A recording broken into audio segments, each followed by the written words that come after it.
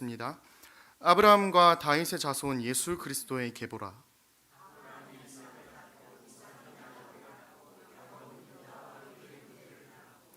유다는 다말에게서 베레스와 세라를 낳고 베레스는 헤스론을 낳고 헤스론은 람을 낳고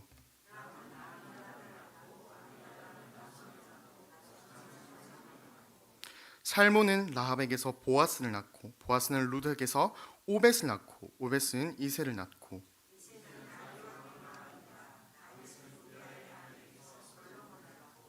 솔로몬은 르호보암을 낳고 르호보암은 아비야를 낳고 아비야는 아사를 낳고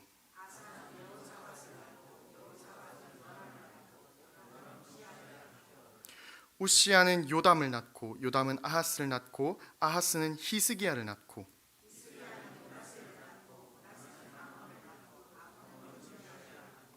바벨론으로 사로잡혀 갈 때 요시야는 여고냐와 그의 형제들을 낳으니라.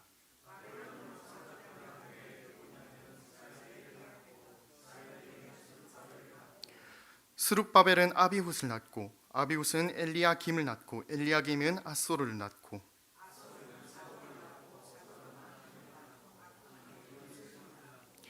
엘리훗은 엘르아살을 낳고 엘르아살은 mat단을 낳고 mat단은 야곰을 낳고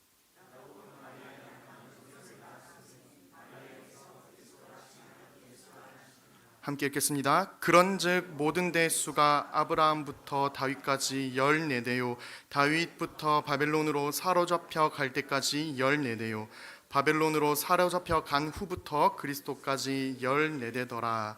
아멘. 할렐루야. 아멘.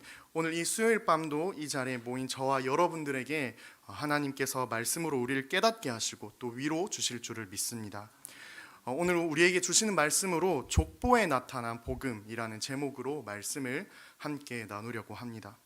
성탄절이 이제 2주도 남지 않았죠. 여러분, 이 성탄절은 우리에게 축제 또 기념일이지 않습니까?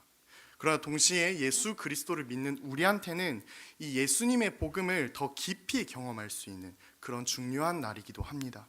그래서 저는 오늘 이 크리스마스, 이 성육신의 사건이 우리가 생각했던 것보다 훨씬 더 깊은 소식이라는 것, 그리고 우리가 세상 속에서 삶을 통해서 경험하는 것보다 더 큰 위로를 준다는 것을 오늘 본문을 통해서 말하려고 합니다. 그런데 여러분들께서는 오늘 본문을 읽었을 때 이 본문이 과연 우리에게 무엇을 말하고 싶은가 라고 생각될 때가 있지 않으십니까? 그냥 누가 누구를 낳고 누가 누구를 낳고로 본문이 끝나지 않습니까? 거기다 이름도 어렵고 누군지도 모르는 사람이 잔뜩 기록되어져 있는 이 족보를 우리는 어떻게 받아들여야 하는지 난감할 때가 있으신지도 모르겠습니다. 다시 말해서 오늘 이 본문은 도대체 우리에게 무엇을 말하고 싶은지, 하나님께서 이 족보를 통해서 무엇을 말씀하고자 하시는지를 명확하게 알기 힘든 본문이기도 하다는 것입니다. 그러나 여러분, 오늘 이 본문을 주석하는 이 많은 학자들은 오늘 이 본문을 무엇이라고 주석하고 있는지 아십니까? 오늘 이 본문을 이 많은 학자들은 바로 복음이라고 표현하고 있습니다. 단순히 이 누가 누구를 낳고 누가 누구를 낳고를 기록한 이 족보가 바로 복음이라는 것입니다. 이런 차원에서 오늘 이 본문에서 알 수 있는 최소한 두 가지의 복음이 담긴 교훈이 있습니다. 그래서 저는 오늘 이 두 가지의 교훈을 말해 보려고 합니다. 먼저 첫 번째로 우리가 알아볼 것은 바로 예수님께서는 우리의 가족이 되어 주신다는 것입니다. 예수님께서는 우리의 가족이 되어 주신다는 것입니다. 먼저 이 족보를 이해하려면 당시 족보의 쓰임새를 먼저 알아야 합니다. 오늘날에는 내가 누구인지 밝히기 위해서 이력서라는 것을 쓰지 않습니까? 예를 들어서 회사에 지원할 때 혹은 다른 사람들에게 내가 누구인지 밝히기 위해서 이력서를 씁니다. 그리고 이 이력서에는 무엇을 쓰고 있습니까?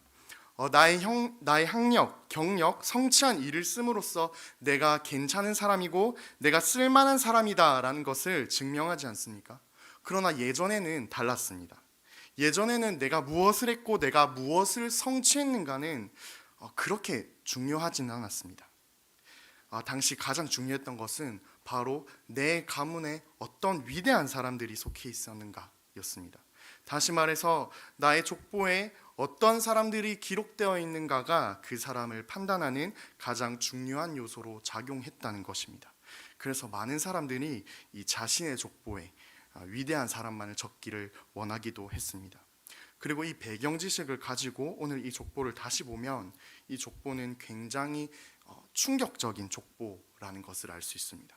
특히 당시 이스라엘 백성들이 이런 말도 안 되는 족보는 처음 봤을 것이고 왜 이런 방식으로 족보를 기록했는가에 대한 의문을 가졌을 것입니다. 다시 말해서 이 족보를 처음 보는 사람들은 큰 충격을 받았다라는 것입니다. 그러면 그들이 충격을 받았던 이유에 대해서 제가 말씀드리겠습니다. 이유는 크게 네 가지입니다. 이유는 크게 네 가지인데 먼저 첫 번째로는 여자가 5명이나 등장한다는 것입니다.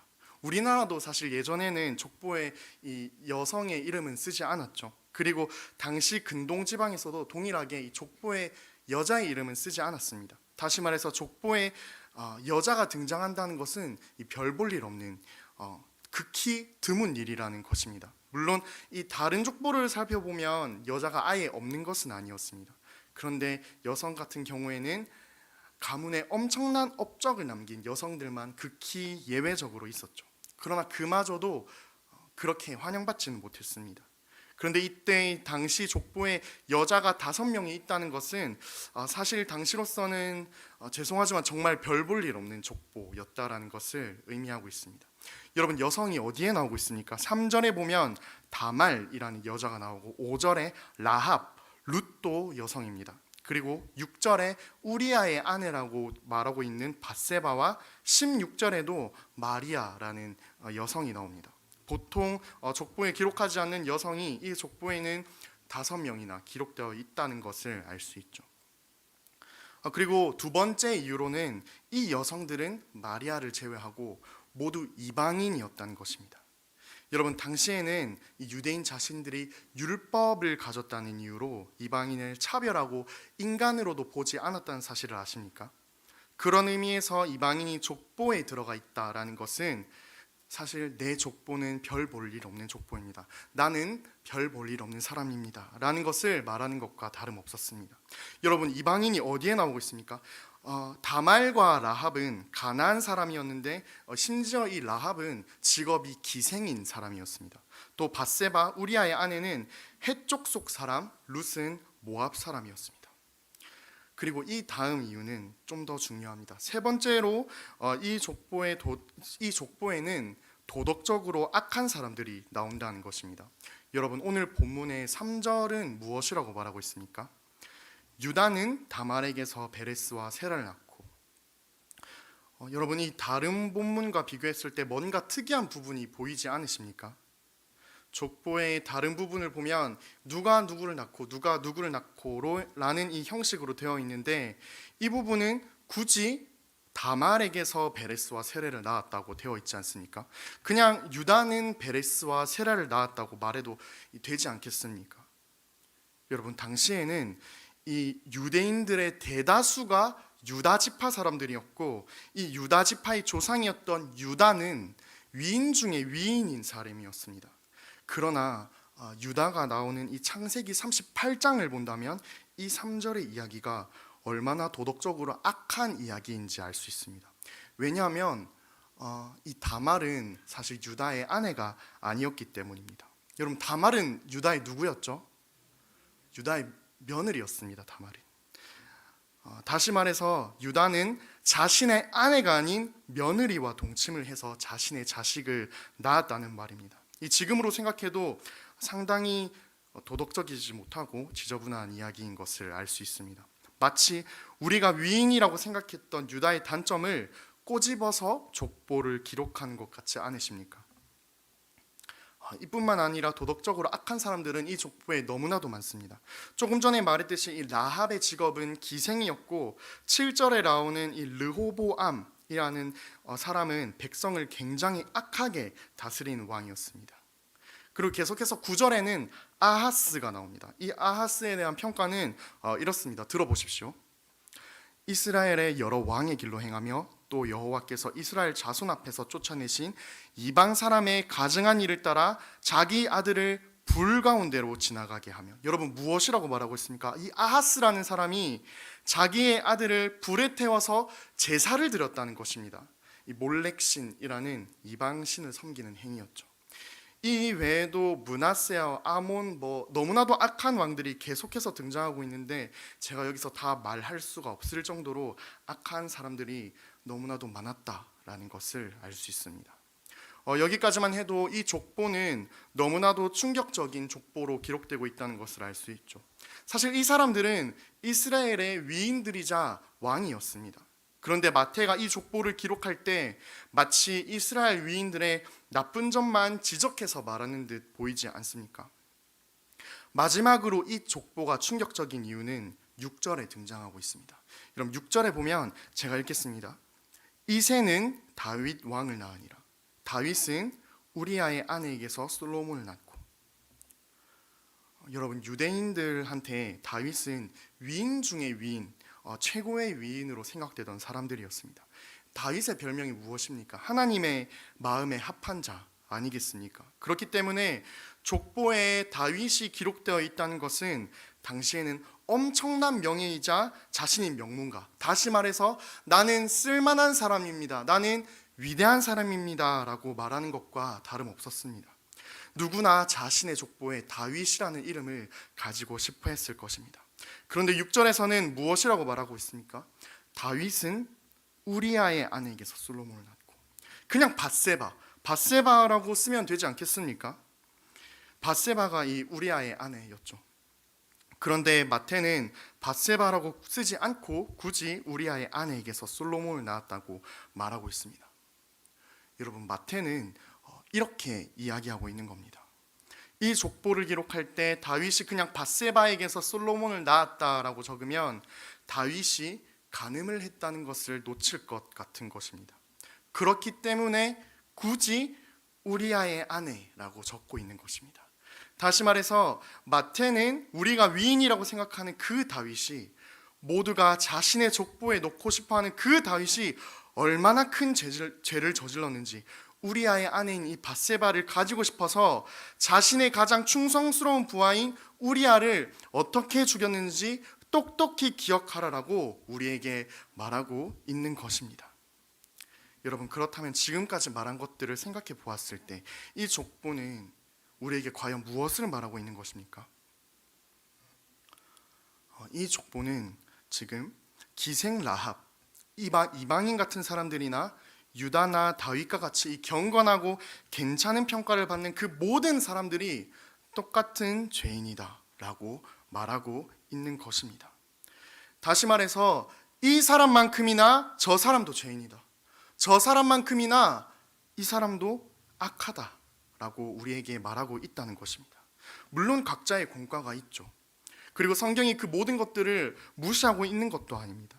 그렇지만 마태는 지금 이 족보를 기록할 때 각자의 행위를 말하고자 하는 것이 아니라 이것을 말하고 싶어 하는 것입니다. 들어보십시오. 어떤 사람은 다른 어떤 사람보다 더 나은 사람처럼 보이지만 결국 모든 사람들은 죄인이고 모든 사람들은 하나님의 임재 앞에 설 자격이 없다라는 것을 마태는 말하고 싶어 하는 것입니다. 그렇기 때문에 마태가 단순히 모든 사람을 다 죄인으로 만들고 이 족보에 적힌 모든 사람들을 악한 사람으로 만드는 것처럼만 보입니다. 여러분, 그러나 아까 말했던 이 족보의 용도가 생각나십니까? 이력서와 같은 용도, 내가 누구인지를 알리는 용도라고 말했었죠. 이 족보의 용도를 생각하면서 이 족보를 다시 봅시다. 여러분, 1절에 이 족보가 누구의 족보라고 적혀져 있습니까? 아브라함과 다윗의 자손 예수 그리스도의 계보라. 여러분, 이 족보는 바로 예수 그리스도의 족보라는 것입니다.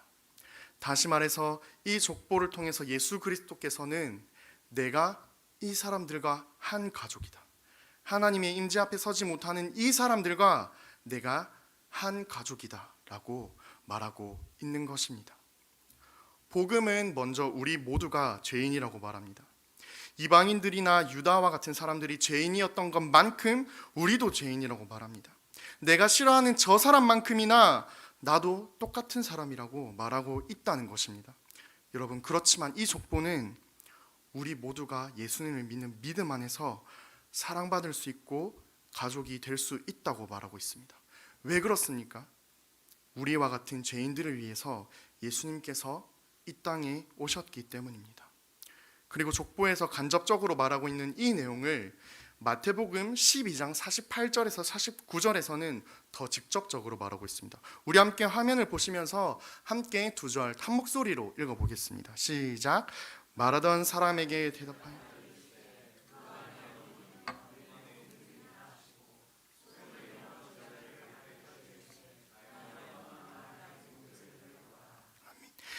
이 부분은 예수님께서 설교하실 때 마리아와 가족들이 예수님을 찾아온 장면입니다.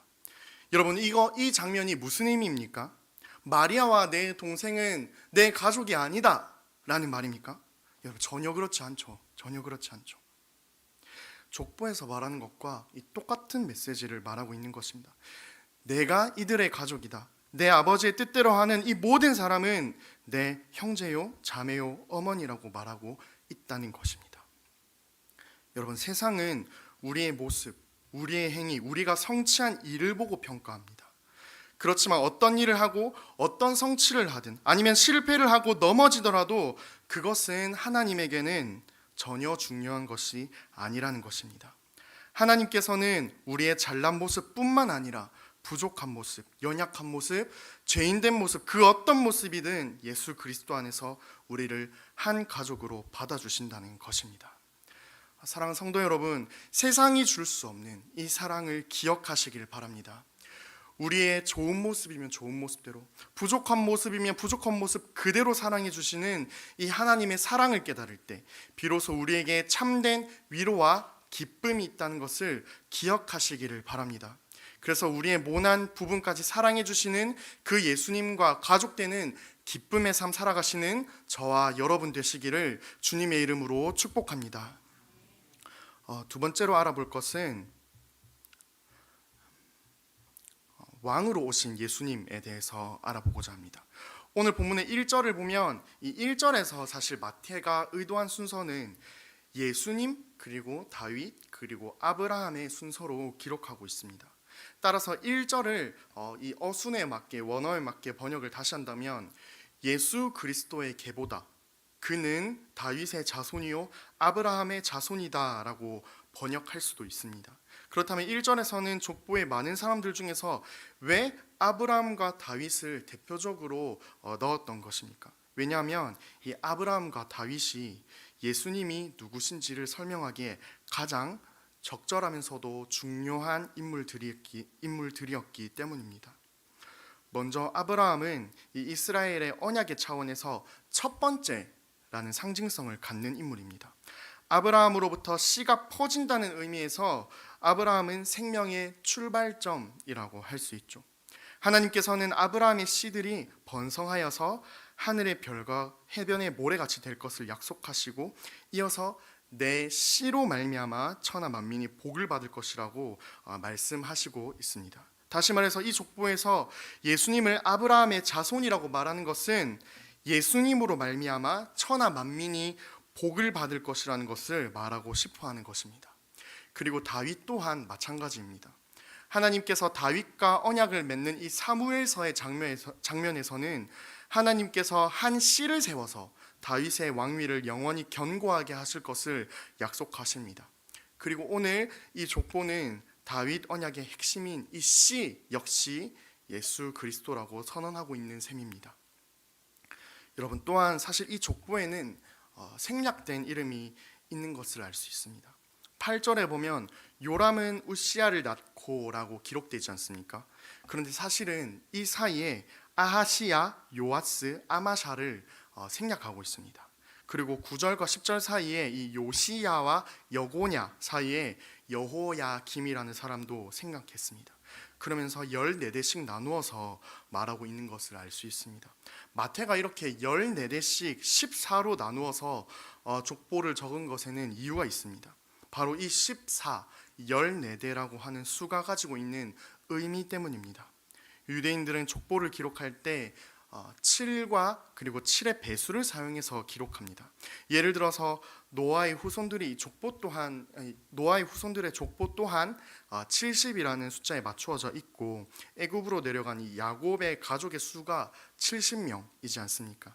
다시 말해서 구약에서 이 7은 완전수이며 또 전체를 뜻합니다. 그렇기 때문에 이 7의 배수인 14도 완전을 뜻한다고 볼 수 있는 것입니다. 또한 당시의 고대 사회에서는 문자가 숫자의 기능과 역할을 담당하기도 했는데, 여러분 혹시 이 단어를 들어보셨는지 모르겠습니다. 여러분 혹시 게마트리아라는 단어를 들어보셨습니까? 예를 들자면 이제 짐승의 숫자 666을 무엇이라고 보는지 아십니까? 네로 황제라고 봅니다.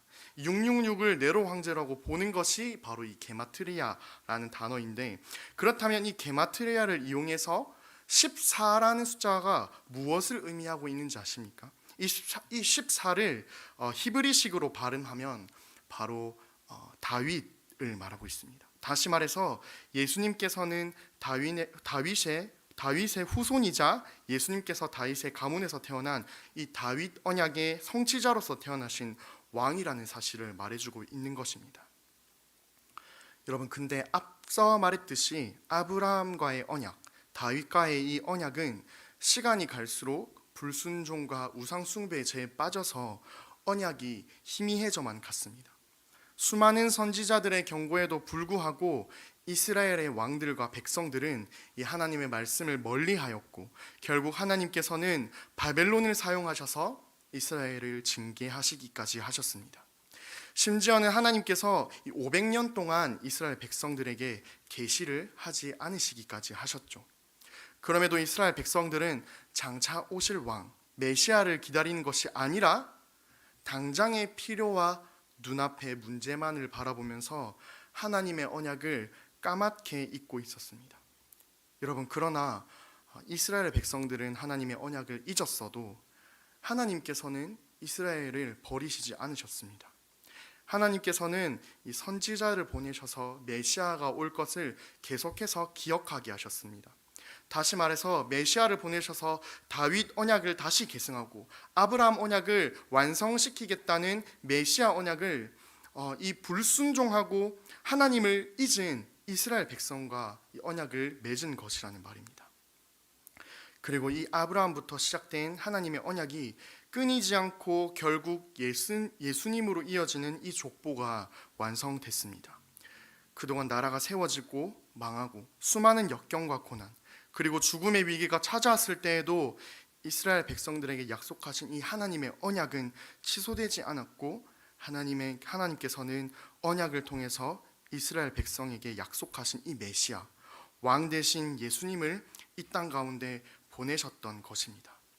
다시 말해서 하나님 앞에 감히 나아갈 수 없었던 이 죄인인 이스라엘 백성들을, 자신들을 구원하러 오신다는 이 하나님의 언약을 까맣게 잊고 세상 사람과 다르지 않은 모습으로 살아가는 이 이스라엘 백성들을 구원하시려고 예수님께서 이 땅 가운데 왕의 모습으로 오신 것이라는 말입니다. 여러분, 그러나 이스라엘 백성들처럼 우리 또한 살아가면서 하나님의 말씀을 잊고 살아갈 때가 참 많지 않습니까? 세상의 모든 문제보다 크신 이 하나님을 믿고 살아가지만 그럼에도 우리의 연약함 때문에 여러 문제 속에서 하나님을 보지 못하고 살아갈 때가 있지 않으신지는 모르겠습니다. 여러분, 그런 연약한 우리들을 위해서 예수님께서는 이 땅 가운데에 내려오셨습니다. 하나님을 쉽게 믿지 못하고 하나님을 제대로 보지 못했던 우리들을 위해서 하나님께서 사람이 되셔서 이 땅 가운데 오셨다는 말입니다. 그리고 이 땅에 왕으로 오신 그 예수님께서는 세상의 다른 왕들과는 다르게 우리에게 참된 위로와 참된 기쁨, 참된 구원을 주신 왕으로 오신 분이라는 사실입니다. 말씀을 믿겠습니다. 사랑하는 성도 여러분, 이 성탄절의 의미는 바로 이런 것입니다. 우리가 죄인 되어서 하나님을 보지 못하고 하나님을 사랑하지 않았을 때에도 우리를 사랑하시려고 끝까지 낮아지신 그분을 기념하는 것이 바로 이 성탄절, 성육신의 참 의미라는 것입니다. 사랑하는 성도 여러분, 이 예수님을 기억하시길 바랍니다. 하나도 내세울 것 없는 우리를 하나님께서 그리스도 안에서 얼마나 자랑스러워 하시는지를, 얼마나 사랑하시는지를 기억하시길 바랍니다. 그래서 그리스도 안에서 사랑을 누리며 참된 기쁨을 누리는 저와 여러분 되시기를 주님의 이름으로 축복합니다. 이 시간 주신 말씀을 기억하면서 또 하나님께서 우리에게 보이신 그 사랑을 기억하시면서 그가 오신 이후 함께 찬양하며 나아가시겠습니다.